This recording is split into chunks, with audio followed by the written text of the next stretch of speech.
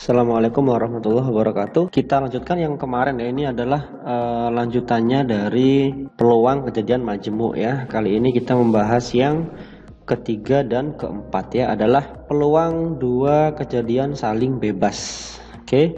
Dua kejadian A dan B dikatakan saling bebas jika kejadian A tidak mempengaruhi terjadinya kejadian B dan kejadian B juga tidak mempengaruhi terjadinya kejadian A. Jika kejadian A dan B adalah kejadian saling bebas, peluang terjadinya kejadian A dan B sebagai berikut. Nah, kalau kemarin kejadian saling lepas, dia itu identik dengan kata atau ya, sedangkan yang saling bebas ini identik dengan kata dan. Peluang A irisan B sama dengan PA dikalikan dengan PB. Misalkan ini saya anggap sebuah ruang sampel S dan ini adalah kejadian A, sedangkan ini adalah kejadian B. Ini adalah A irisan B-nya. Dan yang keempat ada peluang dua kejadian tidak saling bebas atau bersyarat ya. Dua kejadian A dan B dikatakan tidak saling bebas jika munculnya kejadian A mempengaruhi peluang terjadinya kejadian B dan sebaliknya. Jika kejadian A dan B adalah kejadian tidak saling bebas, dengan demikian yang pertama adalah peluang kejadian A dengan syarat kejadian B terjadi terlebih dahulu ditentukan dengan aturan seperti ini. Peluang A dengan syarat B terjadi terlebih dahulu adalah peluang A irisan B dibagi dengan peluang B ya, dengan PB nya itu tidak boleh sama dengan 0, atau kebalikannya, peluang kejadian B dengan syarat kejadian A nya terjadi terlebih dahulu. Peluang B dengan syarat A terjadi terlebih dahulu sama dengan peluang A irisan B dibagi peluang A dengan PA tidak sama dengan 0. Nah, kita langsung saja ke contoh ya. Dalam sebuah kotak berisi 6 kelereng merah, 2 kelereng hijau dan 4 kelereng biru. Dari kotak tersebut akan diambil 2 kelereng satu persatu secara acak dengan pengembalian. Tentukan A, peluang terambil kelereng pertama merah dan kelereng kedua biru. B, peluang terambil kelereng pertama biru dan kelereng keduanya hijau. Oke, mungkin kita bisa analisa dulu ya. Yang pertama adalah banyaknya kelereng atau kita sebut NS sama dengan 12. Sedangkan untuk banyaknya kelereng merah itu adalah 6, banyaknya kelereng hijau ada 2, dan banyaknya kelereng biru itu ada 4. Oke, baik, yang pertama dulu, pengambilan pertama itu harus merah. Oke, berarti PM sama dengan NM per NS sama dengan NM nya adalah 6, NS nya 12 adalah 1/2. Sedangkan yang kedua itu dia harus biru. Oke, berarti birunya PB sama dengan NB dibagi NS sama dengan 4/12 ya, sama dengan 1/3.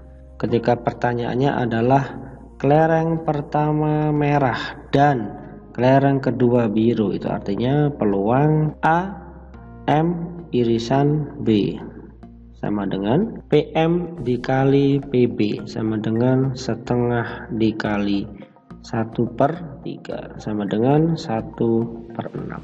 Ini adalah kejadian saling bebas. Dan yang B, peluang terambil kelereng pertama biru dan kelereng kedua hijau. Oke, yang B coba kalian sendiri yang menyelesaikan.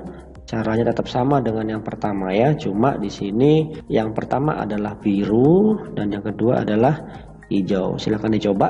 Dan yang ketiga, sebuah dadu dan sekeping uang logam dilempar bersama-sama. Misalkan A adalah kejadian muncul mata dadu 5 dan B adalah kejadian muncul sisi angka pada uang logam. A, tentukan peluang kejadian A dan B. B, apakah kejadian A dan B saling bebas? Oke, kita buat ruang sampelnya terlebih dahulu ya. Oke, itu artinya NS-nya adalah 12 dan misalkan A kejadian muncul mata dadu 5. Berarti A-nya itu ada A5 dan ada G5. NA itu sama dengan 2. Sedangkan kalau kita mencari PA sama dengan NA dibagi NS sama dengan 2/12 sama dengan 1/6.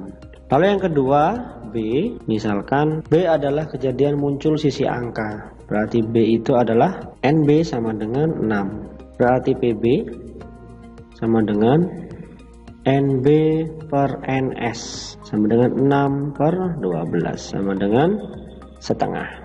Lalu misalkan untuk A irisan B ini adalah kejadian muncul mata dadu 5 dan sisi angka, maka A irisan B itu sendiri adalah A5 dan NA irisan B itu sama dengan 1, berarti peluang A dan B atau A irisan B sama dengan NA irisan B dibagi dengan NS sama dengan 1/12.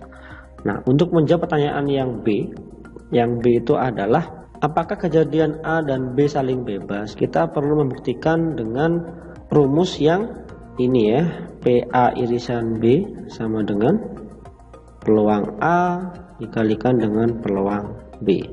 Tadi kita sudah memahami dan sudah menemukan peluang A itu adalah 1/6 dan peluang B nya itu adalah setengah. Kita bisa cross check ke sana, peluang A adalah 1/6 dikali dengan 1/2 sama dengan 1/12. Karena hasilnya ini sama dan ini adalah rumus untuk kejadian yang saling bebas. Oke, maka bisa disimpulkan kejadian ini adalah kejadian saling bebas. Oke, baik, ini soal nomor 4. Seorang siswa memiliki peluang lulus ujian bahasa Inggris adalah 0,6. Jika setelah ia lulus bahasa Inggris, maka peluang lulus ujian komputer adalah 0,8. Hitung peluang siswa tersebut lulus ujian bahasa Inggris dan komputer. PA adalah peluang lulus bahasa Inggris dan PBA itu adalah peluang lulus komputer setelah lulus bahasa Inggris. Yang ditanyakan adalah peluang siswa tersebut lulus bahasa Inggris dan komputer. Jadi kita pakai rumus yang ini ya. Peluang B setelah kejadian A itu sama dengan P A irisan B dibagi dengan PA. Nah, sedangkan PA nya itu adalah 0,6 dan untuk PB setelah A itu adalah 0,8. Oke. Berarti ini kita isi 0,8 sama dengan ini yang kita cari dibagi dengan peluang A nya 0,6. Berarti untuk peluang A irisan B atau peluang A dan B adalah 0,8 dikali dengan 0,6 sama dengan 0,48. Jadi peluang siswa tersebut lulus ujian bahasa Inggris dan komputer adalah 0,48. Oke, sampai di sini dulu video kali ini. Terima kasih, selamat belajar.